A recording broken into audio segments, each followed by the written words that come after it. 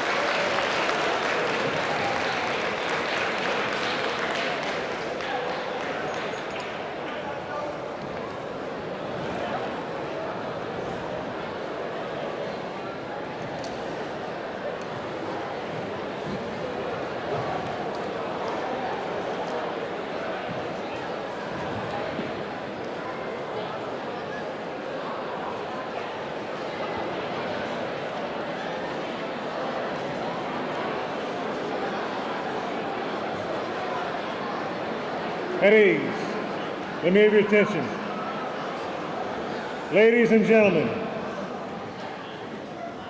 I would appreciate it if you give the people who are about to speak your full attention. Today we have some special guests with us. We have Mr. Isaac, our principal, obviously, is our principal of Central Hardin High School. We have Colonel retired Bill Betson. We also have Brigadier General retired Bud Berthold, who is a Vietnam veteran, and you'll hear more about him in a minute. But first, I'd like to bring to the podium Mr. Isaacs to give some remarks.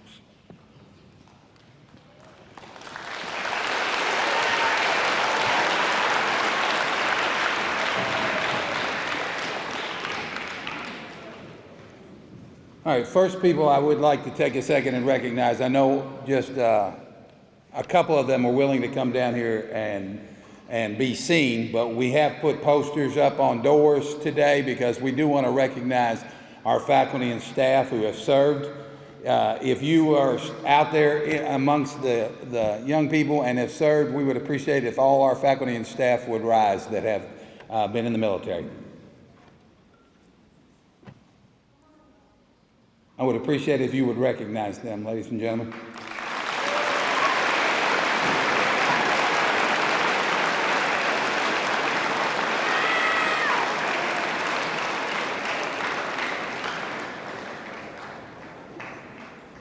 In addition to the men and women who serve in our armed forces, I think it is essential that we remember the effects that military service has on the entire family.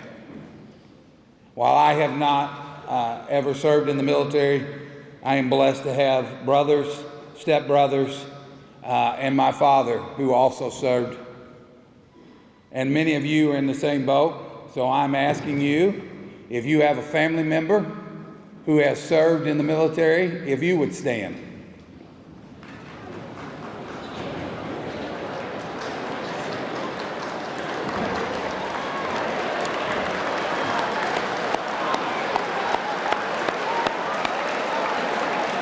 All right, be seated, please.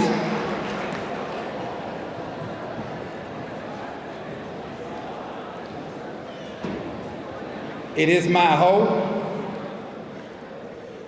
that we can continue to grow this opportunity to honor the men and women who serve in our military. And each year we try to make this a little bit better. It is my hope in the coming years and as early as next year we can begin to allow some of you who have family members who have served to maybe come join us. With the construction and all that has been gone with it, that has been difficult. But we are very blessed today, in addition to our guest speaker, to have a retired Brigadier General, Julius L. Berthold, who served 31 years in the Army, including a tour in Vietnam with the Service Battery, 2nd Battalion, 138th Field Artillery. Junior ROTC Cadet Carly McKinney, a freshman here at Central Hardin, is General Berthold's great-granddaughter. Would you please recognize General Berthold?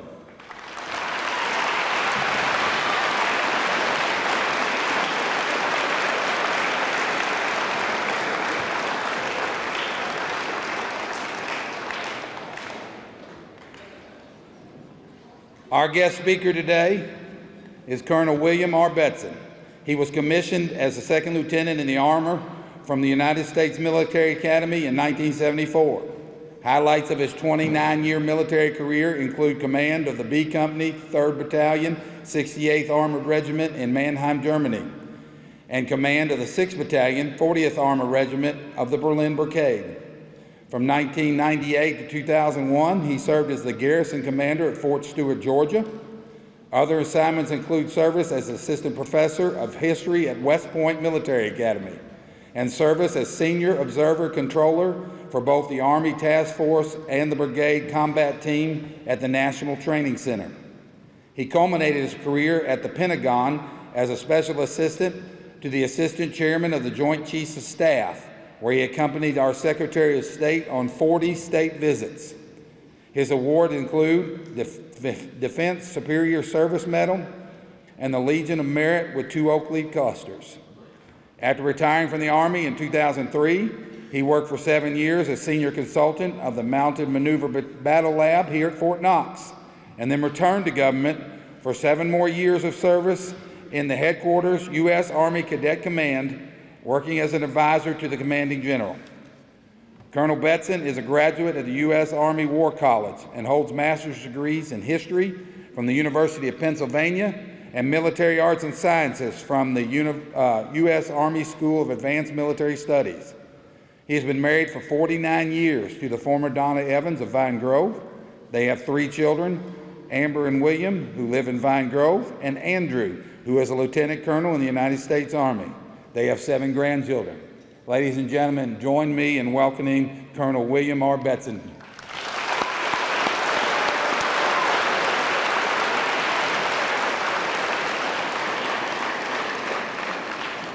Thank you, thank you. Before I start, though, I thought the band was terrific, so let's give them another round of applause.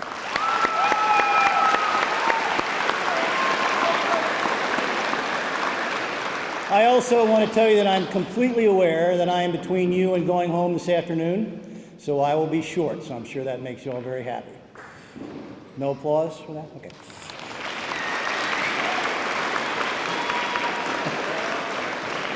I'm pleased and deeply honored today to have the opportunity to speak to you as we honor a group to whom we all owe a lot, our veterans. It is important and fitting that we do this, I think.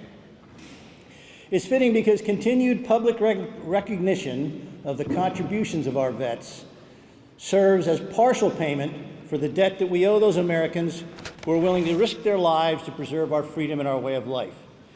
Yes, we owe those veterans a debt that can never really be paid. But by recognizing and giving thanks to our veterans in this ceremony, that's a way we can do that. But there's another aspect of Veterans Day that I'd like you to consider with me for a few minutes. Events like this are important not just to recognize the past, but to provide and preserve examples of our veterans, examples of their service and sacrifice that people like you can emulate. Indeed, as we use our veterans' example to instruct young people, we give those veterans a way to continue to serve America. And I'd like just to tell you a few stories about veterans. The first involves a man named Bill Carney. Bill was standing with his battalion commander as his unit prepared to make an assault against a very strong enemy position. His unit had seen some combat, but this would be the first real tough test. His battalion was picked to lead the attack because of their good reputation and because the commanders knew that their soldiers in this unit were anxious to prove themselves. At dusk, Carney moved forward with a command group under heavy artillery fire that caused significant casualties. The battalion reached an earthen berm, paused, and charged over the top. It was met by a massive heavy fire that killed or wounded the battalion commander and most of the company commanders. As was the unit, Bill Carney was stunned for a second. Then he saw the U.S. colors lying on the ground. He jumped forward, picked them up, and stood on the berm, waving the flag and rallying the rest of his unit, the 54th Massachusetts Infantry, forward. Although shot, he continued to wave the colors and spurred the unit over the walls of Fort Wagner, South Carolina. For his efforts, Sergeant Bill Carney was awarded the Medal of Honor. It would do us well to remember that at the time that Carney waved that flag, the country that it represented denied him equal rights because of the color of his skin. But this first African American winner of the Medal of Honor was not fighting for what the country was. He was fighting for what the country could be. Whenever I think of the contributions of Black Americans to our military and our service, I think of Bill Carney standing there in the berm, waving the American flag. The second story involves a dirt poor country boy from a family of sharecroppers in Texas. His father abandoned his family. His mother died when he was a teenager. He was a soldier in the 3rd Infantry Division, probably the smallest guy in his platoon. He led his squad of 11 men up the Rhone River Valley in France, where this young man came upon some wooded hills with 3 German machine gun nests. The machine gun section supporting his squad froze, and this young man jumped up under the same fire that had pinned down the machine gunners, ran to the machine gun, picked it up, put it out in the field, and shot up the first enemy machine gun. He then advanced into the next one and captured the other 2. This was one of the brilliant feats that made Audie Murphy the most decorated soldier in the history of our Army, made him the most decorated soldier in the history of our Army. But it is typical of him, seizing the initiative, taking charge. He suffered all his life with PTSD, but he overcame that to become a songwriter and a movie star. I have a couple more stories. On D-Day, June 6, 1944, a key objective of the 82nd Airborne Division was the town of Saint-Mary-Église, a vital road junction guarding the exit from the beach where American soldiers were landing. The 82nd was badly scattered in the nighttime drop and needed time to organize its defenses. The 505th Parachute Infantry gathered together an ad hoc group of soldiers under Lieutenant Turner Turnbull and dispatched it north of the town to form a roadblock to hold the Germans off long enough for the scattered paratroopers to be gathered. What we called full-blooded Cherokee Indian, Turner Turnbull was a legend in the 505th. Everybody knew that he was the best lieutenant in the battalion. Under his leadership and tactical ability, Turnbull's platoon held off 6 times their number of Germans all day. Turnbull was everywhere, inspiring the defense. By the end of the day, surrounded on 3 sides, it was time for the small force to withdraw. The 28 wounded men of the platoon, though, had to be left behind. Without hesitation, Corporal James Kelly, the platoon medic, volunteered to risk possible death and certain capture to stay behind with the wounded. This was a simple, courageous, but by no means uncommon act. Our country has never had trouble finding brave men when the chips were down.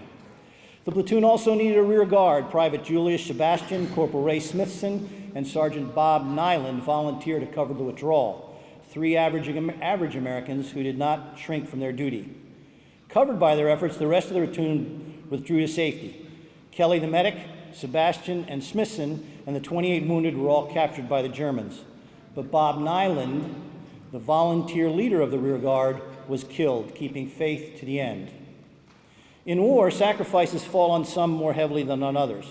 While Bob Nyland was making the supreme sacrifice, just a couple of miles away, his brother was killed that same day, leading a platoon of the 4th Infantry Division ashore in the first wave of Utah Beach. Also, tragically that same week, a 3rd Nyland brother was declared missing in action and presumed dead in far-off Burma. You may recognize the story now from the movie Saving Private Ryan. It's a true story.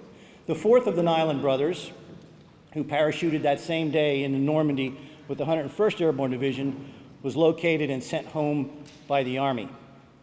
But Mrs. Nyland received the telegrams for her 3 sons all on the same day. Can you imagine her sacrifice?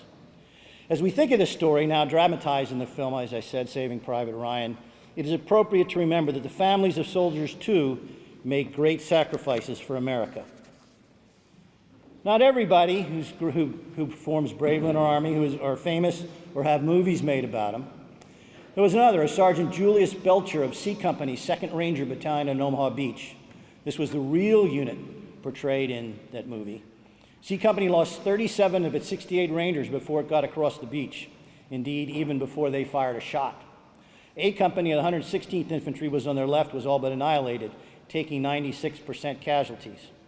It could have been a disaster, but Americans stepped forward. Belcher and his lieutenant found a crevice in the bluffs, took the initiative, and led the way. After the lieutenant fell, Belcher personally led the attack into the flank of the German position. He was one of many Americans who on that critical day stepped forward and did something extraordinary. It became actually of world historical significance. At Omaha Beach, the American material advantages in air power and firepower were not applicable. The airplanes and naval gunfire was firing too deep. It came down to German versus American soldiers. With the fate of the war and the world literally in the balance, and the Germans had all the advantages.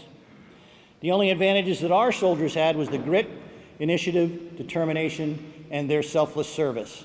But it was the Americans who triumphed. I've picked these examples intentionally. These are stories of Americans who would have otherwise led normal lives.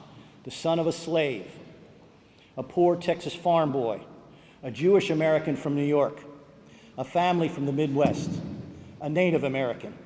They demonstrate it doesn't matter where you come from. When the chips are down, nobody cares. But it's through the efforts of ordinary people, but ordinary people imbued with a spirit of service, that great things can be achieved. These Americans had the courage to do the right thing, even at the risk of their lives. Remember, please, that courage is not only a battlefield requirement. All of us are challenged every day to do the right thing. It often takes courage to do it. The courage to make something good out of your life. The courage to stand up for something important. But you need more than courage. Commitment is also a vital attribute of character.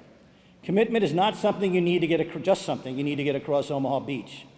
Commitment to see things through is what separates successful people from others. Commitment to your community, commitment to your family, which may be the most important thing. These are important not only to ensure you lead a good life, but a happy life as well. Further, your loyalty, your ability to work as a member of the team, the feeling that you're a part of something bigger than you are, is something you can learn from these examples of these veterans. You can learn that there is something more important than your own selfish interests. The Army calls this selfless service. For it is in being part of something larger than you are that true satisfaction comes in your life.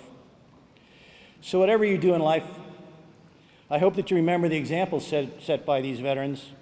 This world today may be cynical, and words like courage, commitment, loyalty may sound corny or quaint or uncool. but they are not. They are not. So, happy Veterans Day, and I wish all of you the best of luck.